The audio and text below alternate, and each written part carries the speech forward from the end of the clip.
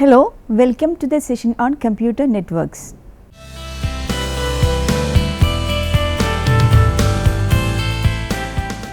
A computer network can be simply defined as the interconnection of two or more independent computers.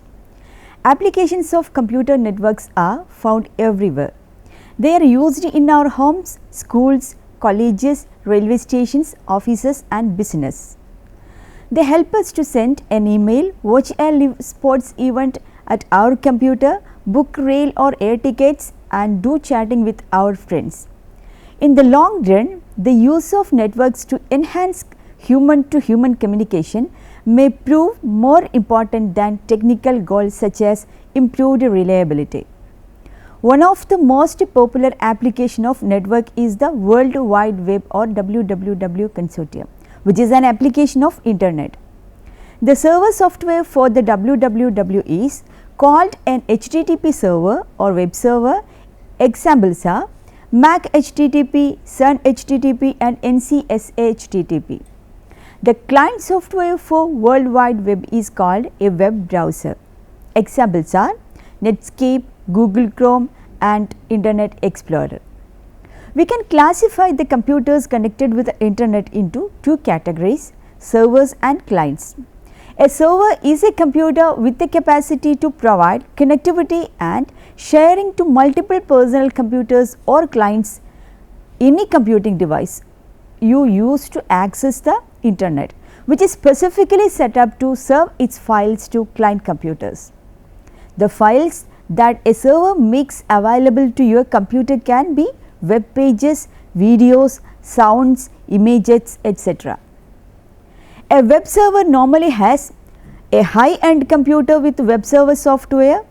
The three most popular web server softwares are Apache HTTP server available in public domain, Microsoft Internet Information Services or IIS, Sun Java System Web Server. A very good internet connection speed so that it can support multiple simultaneous users. Its own uniform resource locator and IP addresses. URL is the global address of a document or resources on the WWW. For your personal computer to be able to receive files or any data from a server, your computer must request this information. Web server can refer to hardware or software or both of them working together. On the hardware side, a web server is a computer that stores a website's component files. Example, HTML documents, images, CSS style sheets and JavaScript files and delivers them to the end user's device. It is connected to the internet and can be accessed through a domain name like mozilla.org. On the software side, a web server includes several parts that control how web users access hosted files, at minimum an HTTP server. An HTTP server is a piece of software that understands URLs or web addresses and HTTP or the protocol your browser uses to view web pages. At the most basic level, whenever a browser needs a file hosted on a web server, the browser requests the file via HTTP. When the request reaches the correct web server or hardware, the HTTP server or software sends the requested document back also through HTTP. It is depicted in the figure here. Internet Service Provider or ISP. Nobody truly owns the internet, but it is maintained by a group of volunteers interested in supporting this mode of information interchange. Central to this control is the Internet Service Provider or ISP, which is an important component in the internet system. Each ISP is a network of routers and communication links. The different ISPs provide a variety of different types of network access to the end systems, including 56 kbps of dial-up modem access, residential broadband access such as cable modem or DSL, high-speed LAN access and wireless access. ISPs also provide internet access to content providers, connecting websites directly to the internet. To allow communication among the internet users and to allow users to access worldwide internet content, these lower tier ISPs are interconnected through national and international upper tier ISPs such as Sprint. An upper tier ISP consists of high-speed routers interconnected with a high-speed fiber optic links. Each ISP network, whether upper tier or lower tier, is managed independently, runs the IP protocol and conforms to certain naming and address conventions. Routing is the act of moving data packets in packet switched network from a resource to a destination. A router is a device used to handle the job of routing. It identifies the addresses on data passing through it, determines which route the transmission should take and collects data in packets which are then sent to their destinations. In adaptive routing, routing decisions are taken on each packet separately. That is, for the packets belonging to the same destination, the router may select a new route for each packet. In non-adaptive routing, routing decisions are not taken again and again. That is, once the router decides a route to the destination, it sends all packets for that destination on the same route. Next is about the bridge. Like a repeater, a bridge can join several LANs. However, a bridge can also divide a network to isolate traffic problems. For example, if the volume of traffic from one or two computers, a single department is flooding the network with data and slowing down entire operation, a bridge can isolate those computers or that department. A bridge that is displayed in the given figure is used to connect two segments, that is segment 1 or LAN 1 and segment 2 or LAN 2. Each segment can have several computers attached to it. Next is about what is switch. A switch is an intelligent hub. It looks exactly like a hub. It has the same function as that of a hub to connect to multiple computers or devices in a network. But the difference between the two is in the way they retransmit the received information. Unlike a hub, instead of broadcasting or sending each device attached to it, the received information, a switch sends the information selectively only to those computers for which it is intended. This makes a switch more efficient than a hub.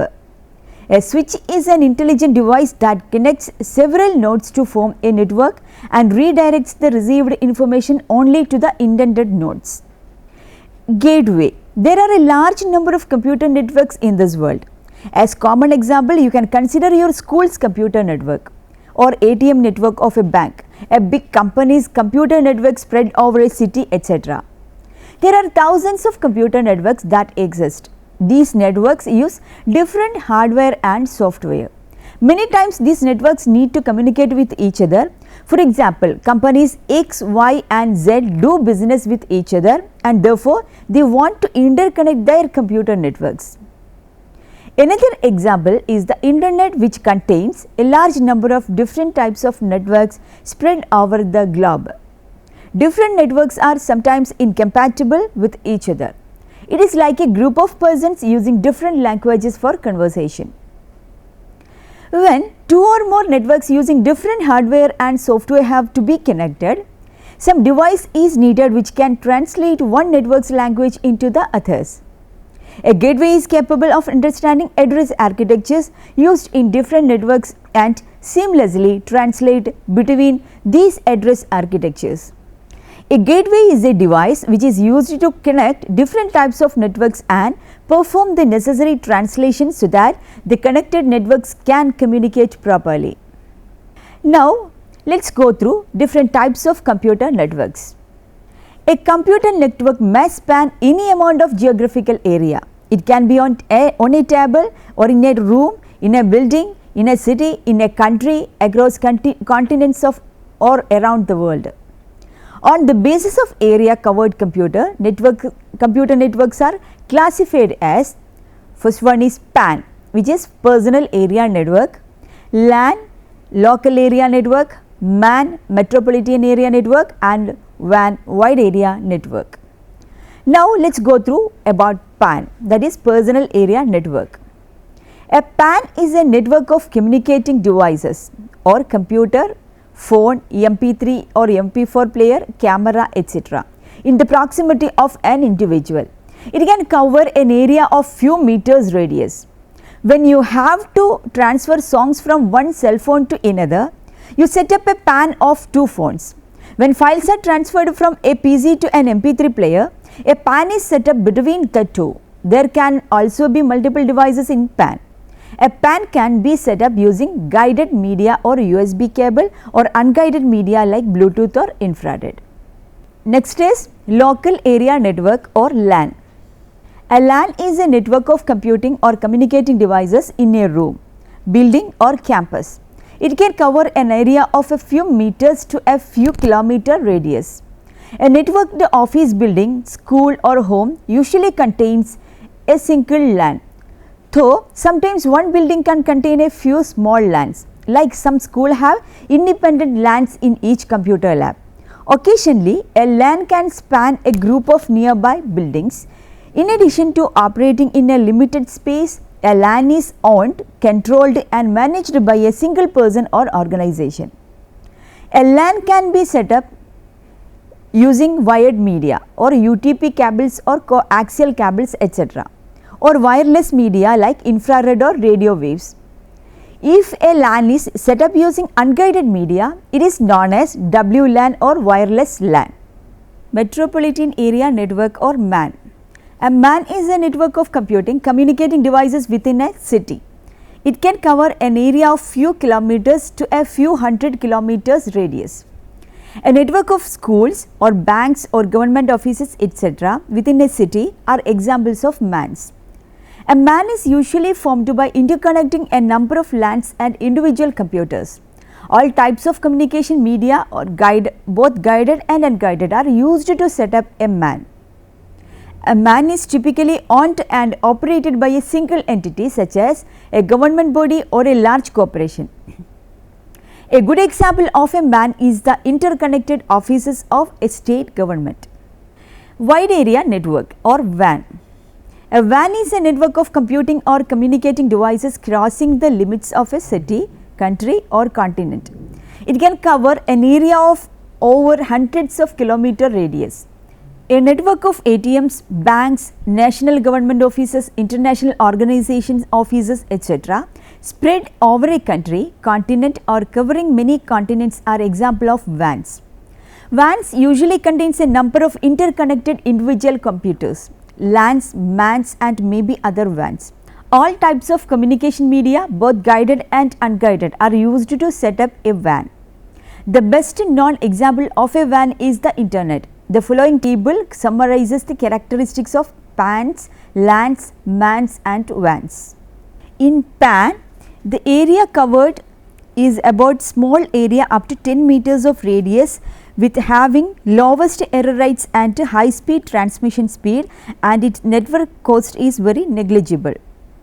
And in local area network, the area covered is about a few meters to a few kilometers, like up to 10 kilometers radius, and its error rate is our lowest, and it is having the lowest error rates and having high speed transmission speed, and its network cost is inexpensive. And in MAN, a city and its vicinity, like up to 100 kilometers of radius area covered, and it is having the moderate error rates, and its transmission speed is about moderate speed, and its network cost is moderately expensive equipment. And in wireless area network, the entire country which is having no upper limit is area covered, and it is having highest error rates and transmission speed is very low, and its network cost is expensive. Now we shall go through some network topology. Before we start discussion on network topologies, let us understand the term node. A node is a device which is directly connected to a computer network. It can be computer or any other devices like printer, scanner, etc. Suppose you are working on a personal computer or PC at your home, and then you connect to it internet. As soon as it becomes a part of internet, which is a computer network, it becomes a node. Similarly, in your school, all the computers which are linked to school's computer networks are nodes. Once we know about different communication media and devices to form a computer network, we can procure these media and devices and start constructing a computer network. Suppose we have 10 computers and we want to interconnect them to form a network. How can we interconnect them? When we have to connect the computer devices in a network, there may be certain conditions which have to be satisfied. Depending upon these conditions, there may be different ways of interconnecting the computers or devices. The way in which the computer devices are physically interconnected to form a network is called a topology. A topology is an arrangement of physical connections among nodes in a network. There exist different network topologies. Let us discuss a few of them. One of the most important topology is the bus topology. In bus topology, all the nodes are connected to a main cable called a backbone. If any node has to send some information to any other node, it sends the signals to the backbone. The signal travels through the entire length of the backbone and is received by the node for which it is intended. A small device called terminator is attached at each end of the backbone. When the signal reaches the end of the backbone, it is absorbed by the terminator and the backbone gets free to carry another signal. This prevents the reflection of signal back on the cable and hence eliminates the chances of signal interference. Characteristics of bus topology includes it is easy to install, it requires less cable length and hence it is cost effective. Failure of a node does not affect the network. In case of cable or backbone or terminator fault, the entire network breaks down, fault diagnosis is difficult and at a time only one node can transmit data. The second one is the star topology. In star topology, each node is directly connected to a hub or switcher. If any node has to send some information to any other node, it sends the signal to the hub or switcher. This signal is then broadcast, that is in case of a hub, to all the nodes but is accepted by the intended nodes. In the case of a switcher, the signal is sent only to the intended nodes. The characteristics of a star topology includes it is more efficient topology as compared to bus topology, it is easy to install, it is easy to diagnose the fault in the star topology and it is easy to expand depending on the specifications of central hub or switcher. Failure of hub switch leads to failure of entire network. It requires more cable length as compared to bus topology and the star topology generally requires more cable than bus topology. The next one is a ring topology. In ring topology, all devices are connected to one another in the shape of a closed loop, so that each device is connected directly to two other devices, one on either side of it. That is, the ring topology connects workstations in a closed loop. Each terminal is connected to two other terminals, that is the next and the previous, with the last terminal being connected to the first. Data is transmitted around the ring is one direction only, each station passing on the data to the next station till it reaches its destination. Information travels around the ring from one workstation to the next. Each packet of data sent on the ring is prefixed by the address of the station to which it is being sent. When a packet of data arrives, the workstation checks to see if the packet address is the same as its own. If it is, it grabs the data in the packet. If the packet does not belong to it, it sends the packet to the next workstation in the ring. Faulty workstation can be isolated from the ring. When the workstation is powered on, it connects itself to the ring. When power is off, it disconnects itself from the ring and allows the information to bypass the workstation. The common implementation of this topology is token ring. A break in the ring causes the entire network to fail. Individual workstation can be isolated from the ring. The characteristics of ring topology includes easy to install and modify the network. Fault isolation is simplified. Unlike bus topology, there is no signal loss in ring topology because the tokens are data packets that are regenerated at each node. Adding or removing computers disrupts the entire network. A break in the ring can stop the transmission in the entire network. Finding fault is difficult, expensive when compared to other topologies. Next is about mesh topology. Devices are connected with many redundant interconnections between network nodes. In a well connected topology, every node has a connection to every other node in the network. The cable requirements are high, but there are redundant paths built in. Failure in one of the computers does not cause the network to break down, as they have alternative paths to other computers. Mesh topologies are used in critical connection of host computers, typically telephone exchanges. Alternate paths allow each computer to balance the load to other computer systems in the network by using more than one of the connection paths available. A fully connected mesh network therefore has n into n minus 1 by 2 physical channels to link n devices. To accommodate these, every device on the network must have n minus 1 input output ports. The characteristics of mesh topology includes use of dedicated links eliminates traffic problems, failure in one of the computers does not affect the entire network, a large number of input output ports are required. In summary, we have used a computer network for the following reasons. First one is resource sharing. A network is needed because of the desire to share the shareable programs, data and equipment available to anyone on the network without regard to the physical location of the resource and the user. You can also share processing load on various networked resources. The second one is high reliability. A network may have alternate sources of supply, that is replicated files, multiple central processing units or CPU, etc. In case of one resource failure, the others could be used and the system continues to operate at reduced performance. This is very important property for military, banking, air traffic control and many other applications. The third is about cost to benefit advantage. A network may consist of many powerful small computers, one per user. You can keep the data and applications on one or more shared and powerful file server machines. This is called the client server model. Such model offer a much better price or performance ratio than old mainframes. At present, many server services have been moved to internet based resources set up by a third party and shared by many, called cloud.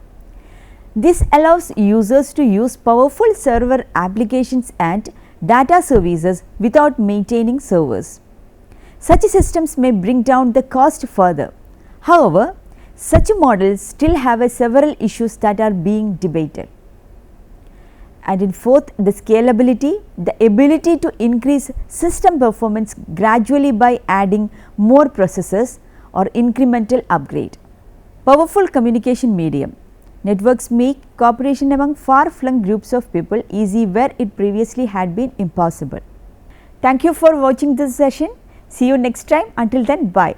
Have a nice day.